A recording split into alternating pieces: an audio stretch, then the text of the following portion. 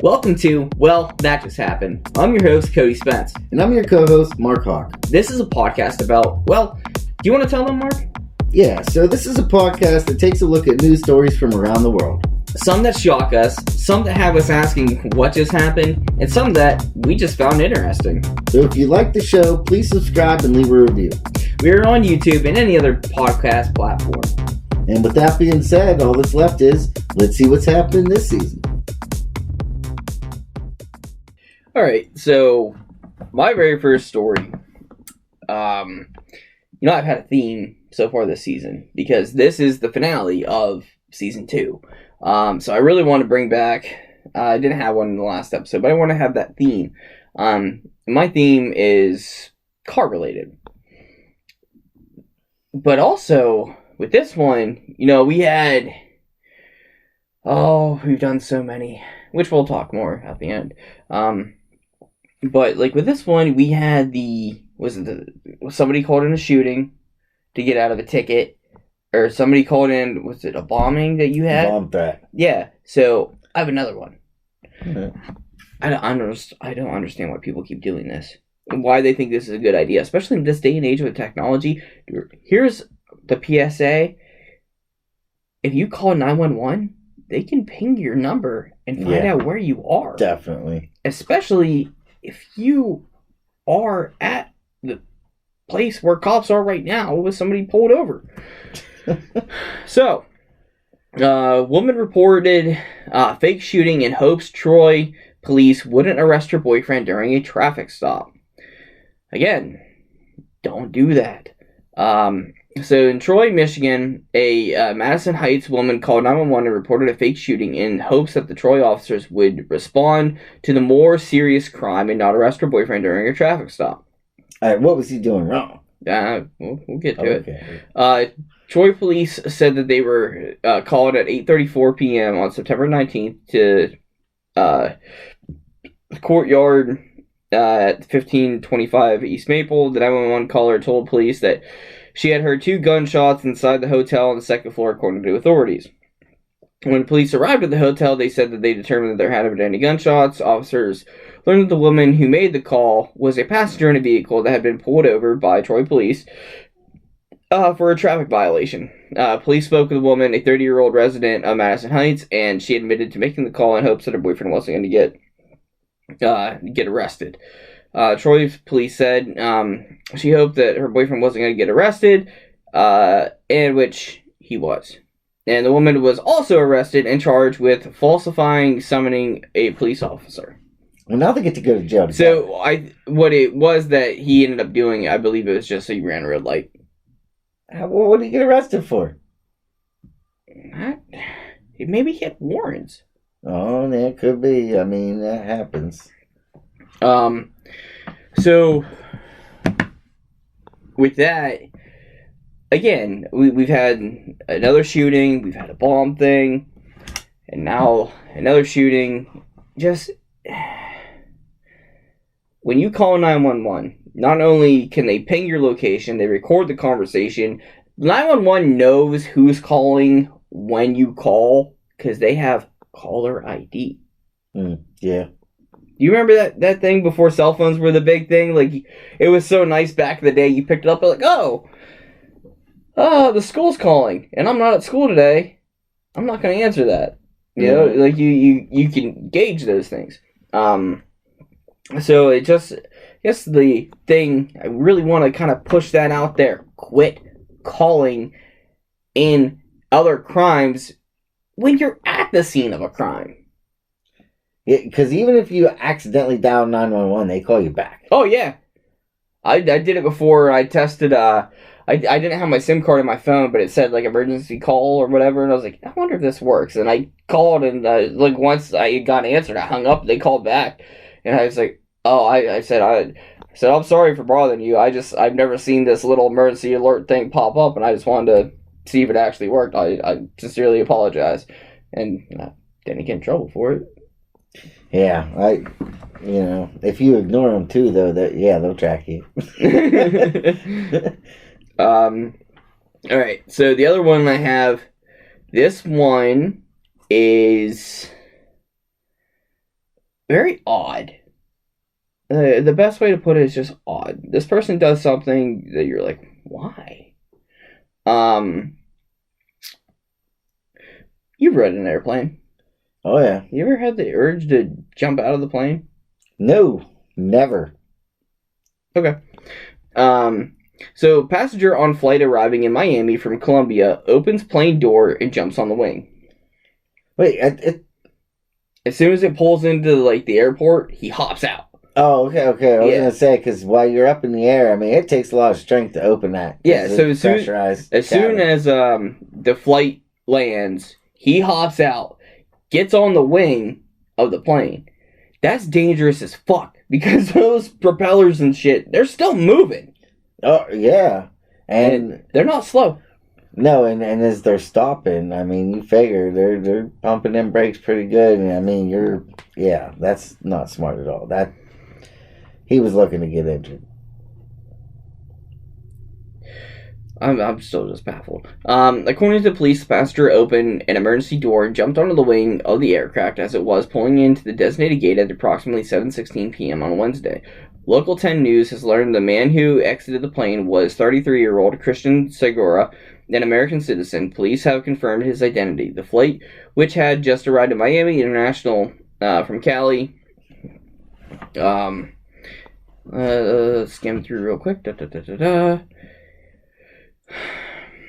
He will be booked into jail once released from the hospital. Oh, so he did get hurt. Yeah. He fell off. Oh, I skipped that part. Yeah. He jumped out, got on the wing, and then he fell off onto the ground. That would hurt really bad. But yeah, there's a video of it too. I figured that maybe it was about trying to sue the airline for you getting injured. No. Okay. No, he's definitely not doing that. And then, real quick, for my last one. This one, again, came from my mother-in-law. This one is one of those moments you're just like, there's no way this is real. Again, I say that just because I'll just have to tell you. Alright, so Turkey missing man joins search party looking for him. You gotta let that one sink in. This dude... Alright, I read this a couple times to make sure. I want to try to get his name right. Bayhan Mutlu had been drinking with friends on Tuesday when he wandered into the forest of Bursa in province. When he failed to return, his wife and friends alerted the local authorities. Mr. Mutlu was 50, stumbled across the search party and decided to join them. Did he know they were looking for him? Not until like 2 or 3 hours into it. Once he finally heard somebody calling his name, he's like, oh, that's me. And so he goes up and he says to the person in charge of the search, like, hey, you guys are looking for me. I've been looking for me too. And so the last thing that I want to get was what he tells the officer when he goes up and says it's me, because this part cracked me up. Don't punish me too harshly, officer. My father will kill me. He's 50. What? How is his dad?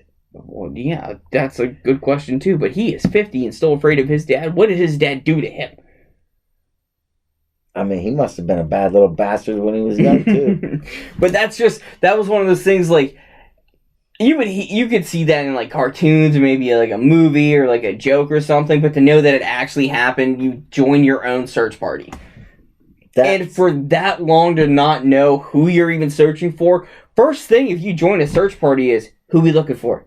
Yeah, well, because you're trying to call out their name and try to help find them. Otherwise, what are you doing? You're just looking around and you're like, I don't even know who we're looking for. Like, And part of me was like, is he just going like, why does everyone keep calling my name? I'm looking too. Don't tell me I need to look. I got this. And apparently he did because it was him. That's crazy. Well, why would he get in trouble? Because of...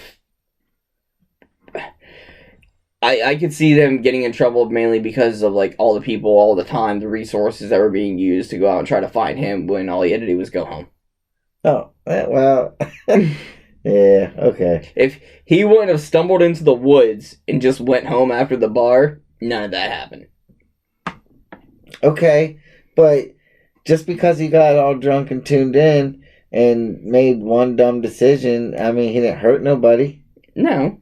So, and he didn't even know they were looking for him until somebody called his name.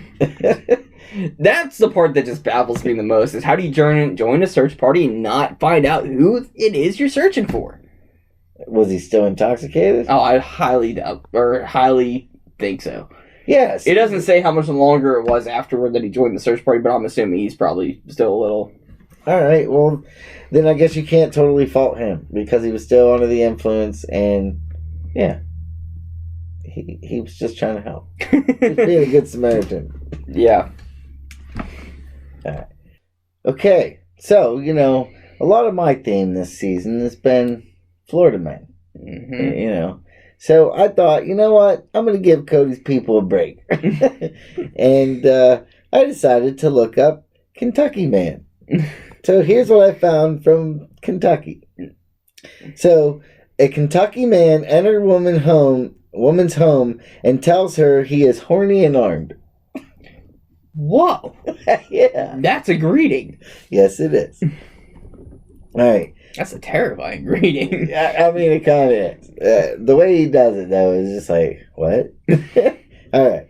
Stephen Michael Lindsay, 40, entered a residence on Rabina Court in Elizabethtown at about 1:45 p.m. Tuesday, sat down on a couch where a woman was sleeping. He moved the woman's feet so he could sit down, and when she woke up, he told her he was horny and armed.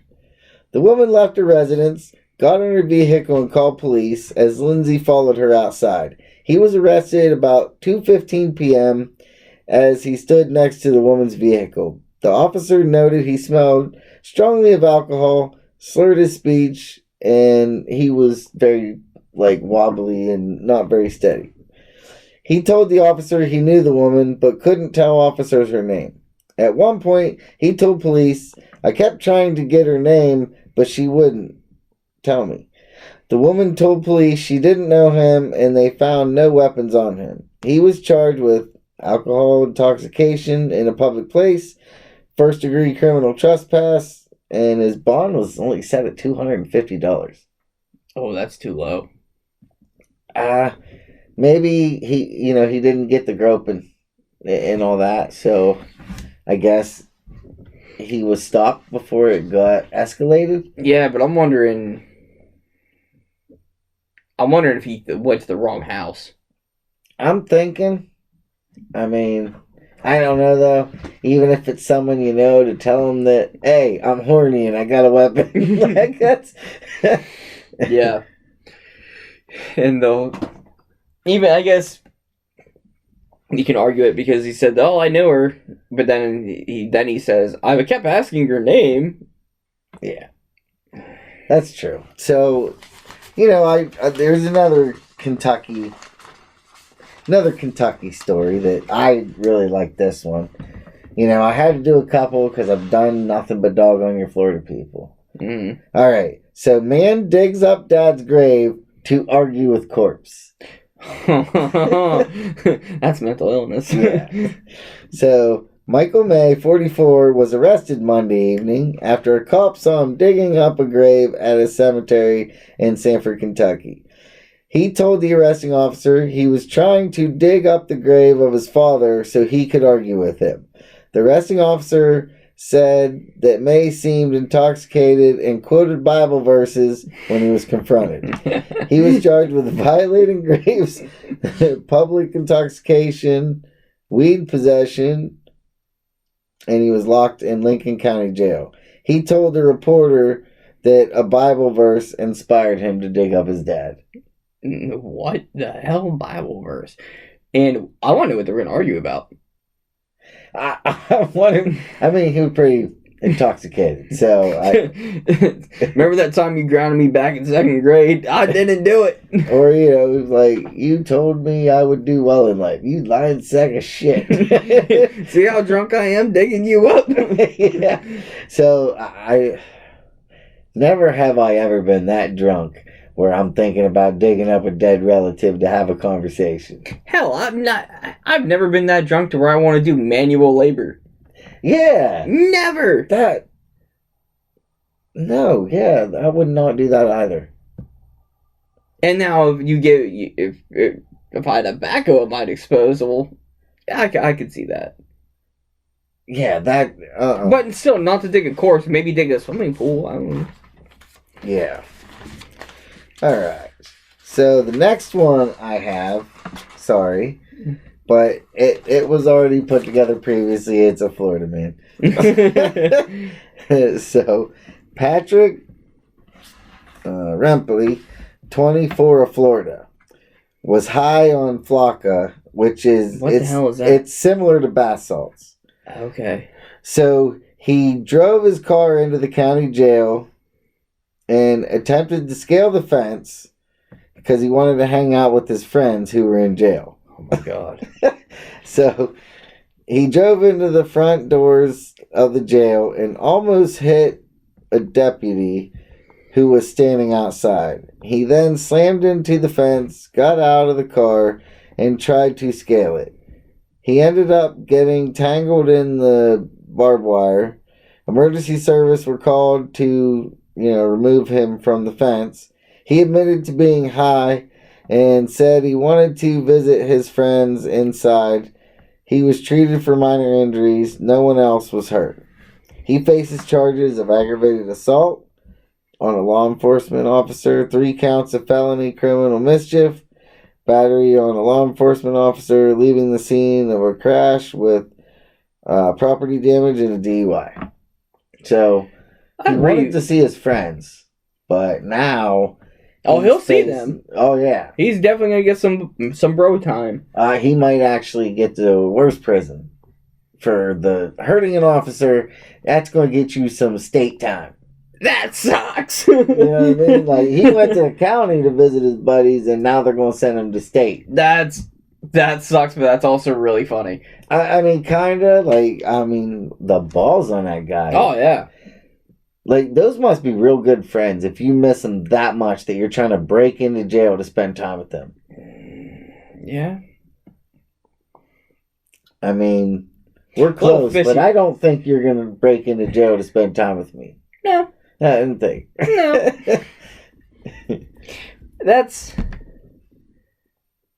What part of you makes you think that's gonna work? See, that's what I'm saying. That you're just gonna pop in, say hi, and then go home. Yeah, it's like, I'm gonna go play with my friends in jail for a little bit, but I'll be back. Yeah. Last I knew, it kind of didn't work. There's not a...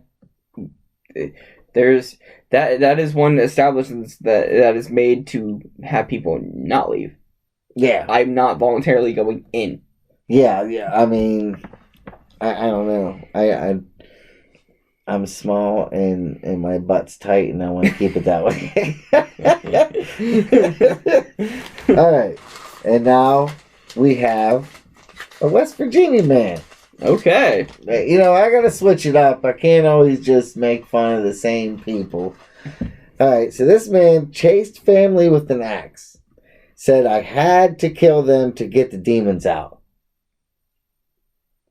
Yeah. Okay. So, Johnny Carson York, 45, tried to hurt his family members at home in Bramwell, chased his parents with an axe and a bow and arrow. Deputies arrived and learned from a family member that York was asked by a family member to put away items in a shed before it rained. York then chased them after throwing a lighter at them. The parents were able to call 911, which is when he chased them with the bow and arrow. Family member told deputies that they took out a PSA on him earlier that day for breaking a TV, but it hadn't been served yet. After the arrest, he said, I had to kill them to get the demons out, and I feel like I have to kill everyone else I see. So he was booked on charges of malicious assault, brandishing a weapon, and destruction of property. That person should never be allowed in public. I feel like this is definitely a case of like a mental health issue. To have that reaction for being asked to put stuff in the shed? Okay. Now, like, from your parents, I get that. Like, spouse a little different, quit asking. Mm-hmm. But, yeah, it's just a little messed up that you want to kill people over it. I mean, like, what was the point of throwing the lighter at him? Because it didn't say it was lit or anything. It just said throw a lighter at him. That was probably the closest thing that he had. And then, I mean, can you imagine chasing your parents with a bow and arrow? Absolutely and an not. axe? No. That's... Yeah. I'm a crappy shot. I get it, but also, like, I don't know. Like, I'm not chasing anybody either. I don't run. I why don't you do what most kids do and just ignore their parents when they ask them to put stuff away? Or even, when you go put the stuff away and you just sit there and bitch to yourself quietly the whole time. Like, or that, yeah. I can't wait till I get out of this house. You're not going to tell me what to do anymore. I mean, granted, this person's an adult, but... Still, though, why the hell are you living at home at 45?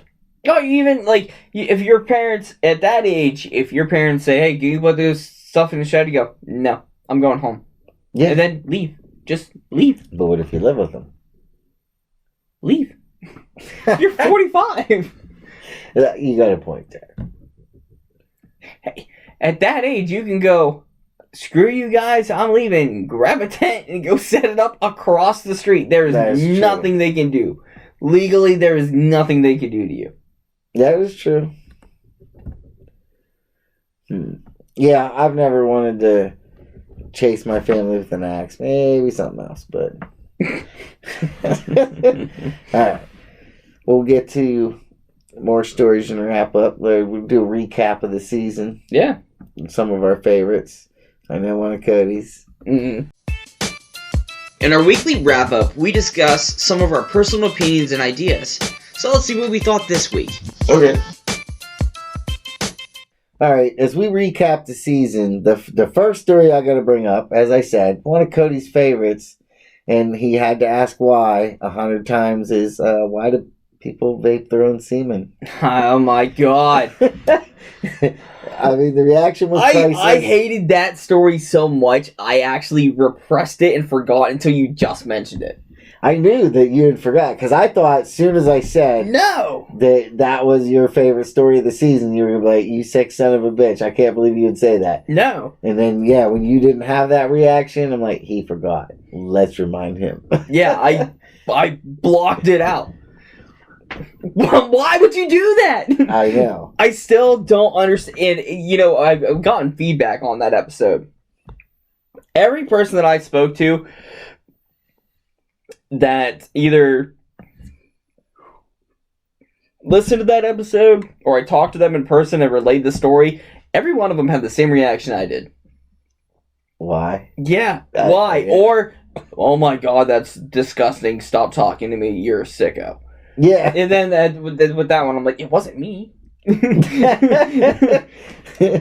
Yeah, I thought it was pretty bad. Well, like with that one, like my wife and I, we were taking the kids and we were going out to eat dinner, and she was listening to the show, and that story came on, and she did this look, yeah. Like, and I'm driving down the road, and we're talking and listening and blah blah blah, and she gets damn quiet, and I just see this movement of her head just start shifting, and I see that look, and I lost it. Because I'm like, yeah, it's gross. It gets grosser. Yeah. So... that one I would say is definitely one of my... It's one of my favorites because of how appalling it is, but that's also why I don't want to talk about it. All right. And then, I feel like most of the season, we both had a theme we were going for. Yeah. I came up with so many different Florida stories just because that's where you're from. Yeah. Like, it was all about, let's fuck with Cody. Because, let's face it, like, when you say, pick a state where people do messed up shit, people are going to be like, Florida. Like, that's the number one answer. Like, if we were playing Family Feud, that would be number one. Oh, absolutely. Would say Florida. I mean, Kentucky, I read some shit. Like, there was a guy who sued himself. What? He threw a boomerang. It came back and hit him in the head, and he sued himself. Oh my god. And his homeowner's insurance had to pay him the money. Oh my god. That's genius. I know, right? I was going to do that story, but I was like, I don't know if that's messed up enough, but I did want to bring it up to you guys. That is genius. But your theme, you know, what was it? Vehicle? It's just pretty much vehicle stuff.